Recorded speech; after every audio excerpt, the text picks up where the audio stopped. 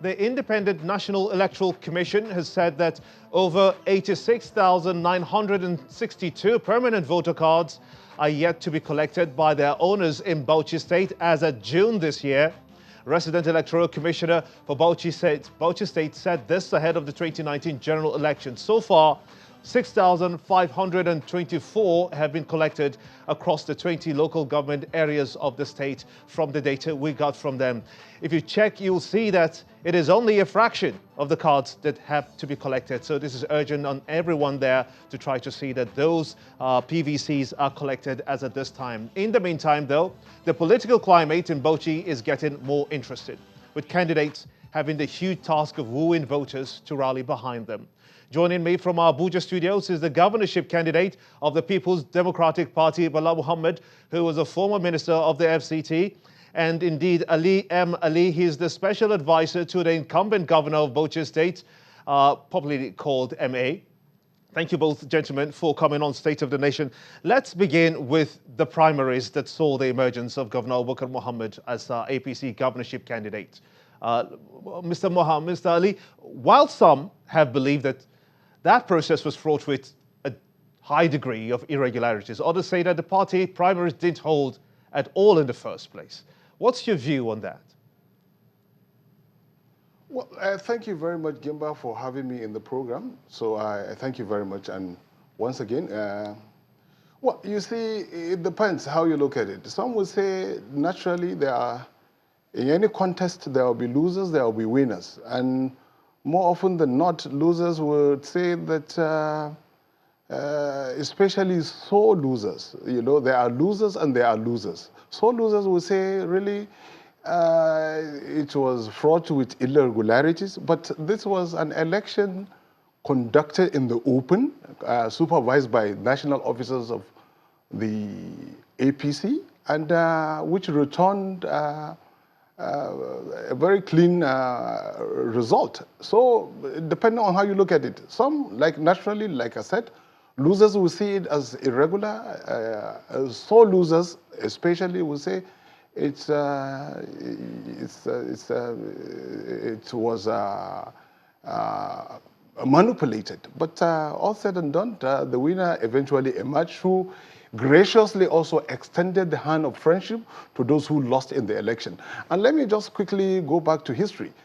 In the first instance, those who actually sought for direct primaries got their wish. At the beginning, the party at the state level endorsed a delegates election, which was supported because the APC had three options of having a flag bearer. There is the direct primaries, which eventually was conducted. There is the delegates, and then there is also the endorsement. And the party stakeholders at the state level actually endorsed the delegates option and ultimately, eventually endorsed the state governor and the president for the 2019 election.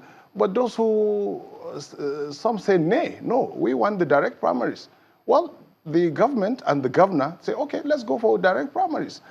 And eventually it was conducted, and naturally we were not expecting anything short of, it was a victory foretold. People knew that it was actually a no contest. If I may come in here again, my apologies, because the argument is going back and forth, and this disagreement within your party has got members feeling so disenfranchised to a large extent. But what's the position now? Has the governor been able to reconcile? Because we know that there was a reconciliatory committee that was set up by the governor. Did he succeed in reconciling that? Well, from where I'm sitting, I mean, I don't mean in the studio here, reconciliation is something that is ongoing. I know that we are mending fences, we are tending egos as well, especially those egos bruised in the election, those who were given, let me use this expression, a bloody nose in the contest. There have been, like I said, from the beginning, from the moment the governor was declared the winner of the election, he extended hand of friendship. He said there was no victor and no vanquish because it was all a party affair. And he extended hands of friendship. I know that he has met with people who really are crucial in his eventual success in the impending polls. He has gone one-on-one, extended hand of friendship. Let's work together. The same thing, you get this feeling of déjà vu. In 2011, in 2015, the same thing happened. The same scenario. Extended hand of friendship, called on all and sundry to, look, let's work together, because me alone, that's the governor now talking, can't do this alone. I need your support. We need to work together. We need to work hand in glove. Okay, let me come in here again, because let me take it away from you and ask Mr. Mohammed there. This happened in Bauchi State, and we had a scenario where after the primaries, some parties, some members of the APC were aggrieved, and they seem to have given allegiance or sworn their allegiance now to some other parties, yours inclusive, the PDP. Is any of those members with you now?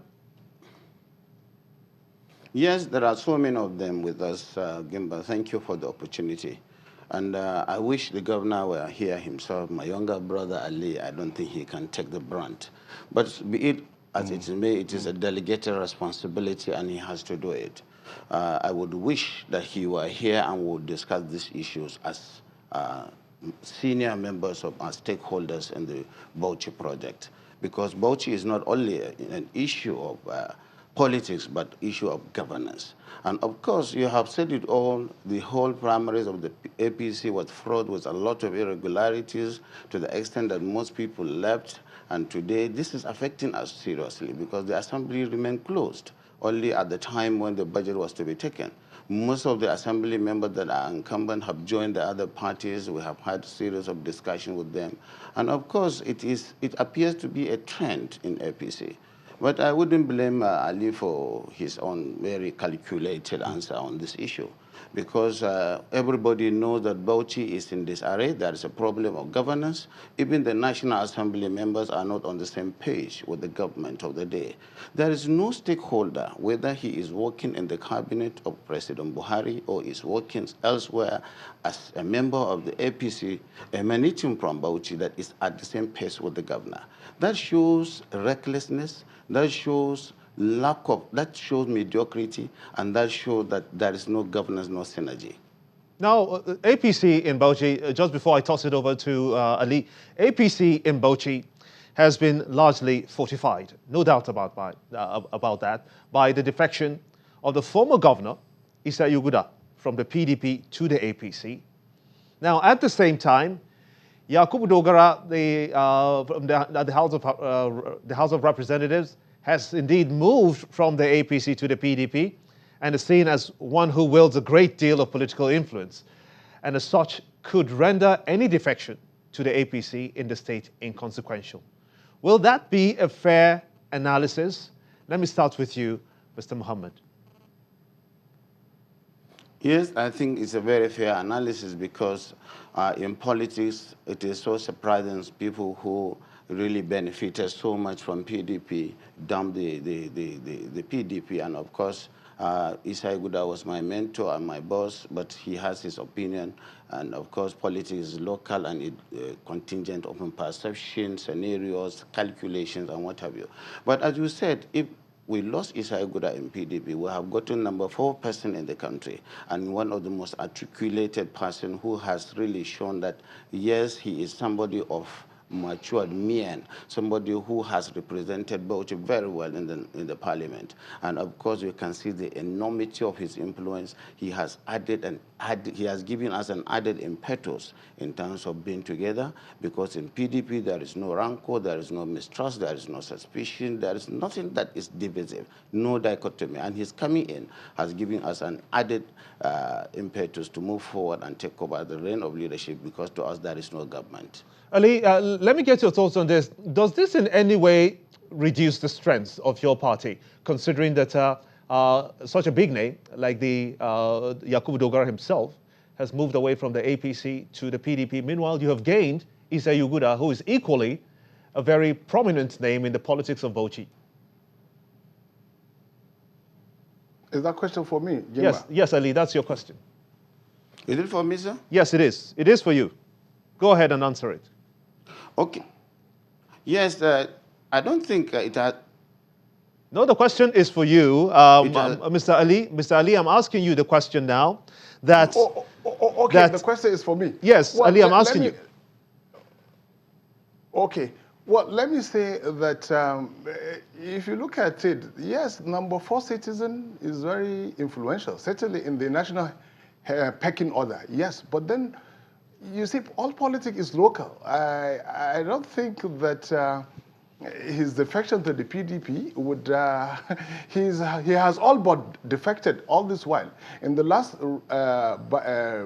by-election, the senatorial by-election, actually his stronghold, his local government, actually voted for PDP. So it's not surprising that he has finally went back home, so to say. Let me quote what is popularly said back home in Bauchi. He's not going back home, going back to his roots. So his defection back to the PDP is something that it was foretold. It's just a matter of time that before he actually jumped ship back to his base. And if you look at his numerical strength compared to a former governor who represented the whole state was the constituency of the former governor, Issa Yuguda, compared to a very tiny, almost inconsequential, if you like, constituency, 3 local governments, compared to someone who represented 20 local governments. That was the former governor. So in matters of numerical strength, we don't see the defection of the speaker as a threat to the APC or to the government of Emir Abubakar. Compared to what we lost in Gowara, we more than made up in the coming into the fold of the former governor. Let's move on. Let's move on with this.